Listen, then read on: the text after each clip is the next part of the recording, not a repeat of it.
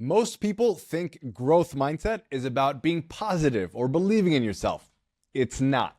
Growth mindset is about accepting that right now, in a lot of ways, you still suck. And being completely okay with that you're not perfect just the way you are. The Greek philosopher Epictetus said it perfectly. You can't begin to teach someone something they think they already know. That's the core of growth mindset. It's accepting there's a lot you don't know yet or are capable of yet and being curious about getting better instead of protecting your ego. I learned this the hard way through martial arts and special operations, but once I got it, everything changed. My name is Itamar Marani. I'm an ex-Special Forces operative, undercover agent, jiu-jitsu black belt, and the author of Elite Performance. If you appreciate me making this content for free, hit the like button below. Let's get into it. So let's break down what growth mindset actually is and how to develop it. Martial arts does something most businesses environments don't. It forces a growth mentality on people through the belt system. When you start, you're a white belt, and that belt tells you and everyone else you're supposed to suck right now. And there's a weird freedom in that. You accept you're going to get smashed. You accept you're going to get submitted, and you accept you're going to mess up techniques over and over again. The belt system creates clear indicators of where you are. Blue belt, purple belt, brown belt, black belt. At every stage, you know there's more to learn. You're enjoying the growth, but you're not confused about where you stand. And also, once you get the black belt, you still recognize there are more levels to the game. The problem in business and life is that we don't have belts, so we can get confused. We think we're supposed to have it all figured out.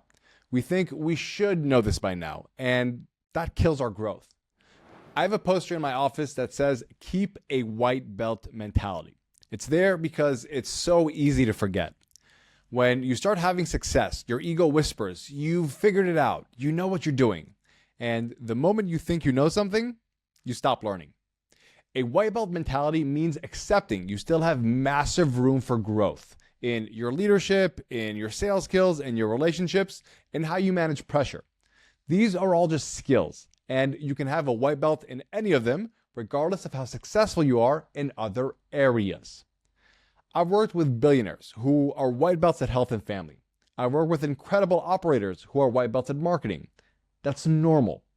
The difference is whether you can admit it and then start to improve on it, or whether your ego will keep you stuck. Here's the key distinction.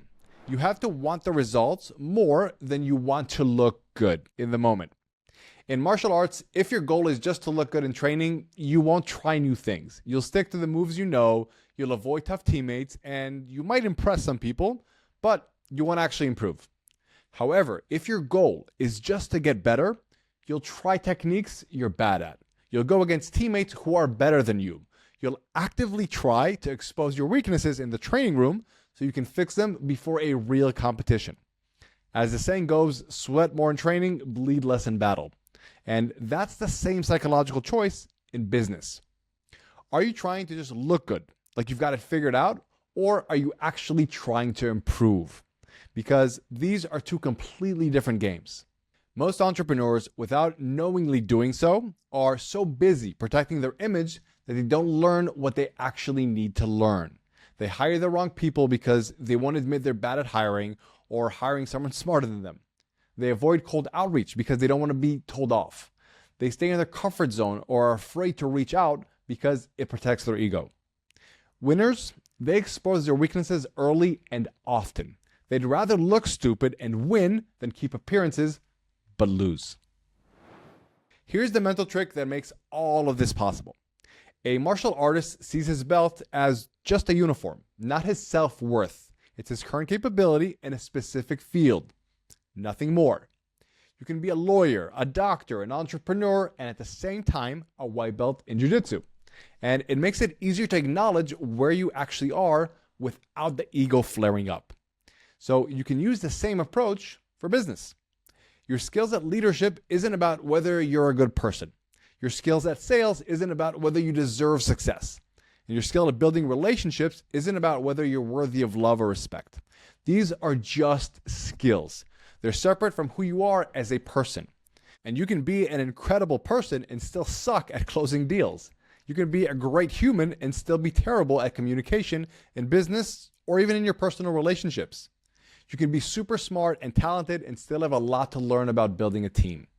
And once you detach your personal identity from your skill level, you give yourself permission to learn instead of just defending your ego. And that's when real growth happens. Being able to have a growth mindset really comes down to two things. One, accepting that you still have a lot of room for growth and being okay with that and embracing that, laughing it off, not taking it so seriously. Just recognizing, yeah, I'm a white belt at this skill. I suck. Cool. Let's get better. Two, and this is a big one, detaching your sense of worth from the skill you're trying to learn. Recognizing that you can be a great person and still have blind spots. You can be successful in one area and be a complete beginner in another. Without both of these components working together, all the growth hacking tools and productivity systems in the world won't really help you. Because if you can't admit where you actually are, you can't improve from there. Look, most people's biggest limitation isn't their circumstances or their competition. It's their unwillingness to admit they don't know something. Your ego wants to protect you. It's natural. It wants you to feel smart and capable and like you've got it all figured out. But that protection is what's keeping you stuck. The entrepreneurs crushing it right now, they're the ones saying, I have no idea what I'm doing in areas where they're learning. They have an aggressive curiosity, and they're the ones that are asking the dumb questions. They're the ones willing to be white belts again. So here's the question. Where in your business or life is your ego tricking you into pretending to be more advanced than you actually are? Where are you protecting your ego instead of pursuing growth? Because once you answer that honestly, you can actually start improving. And if you want more tactical content like this one on elite performance, hit subscribe. I break down the mental game behind 7, 8, and 9-figure success every week. I'll see you in the next one.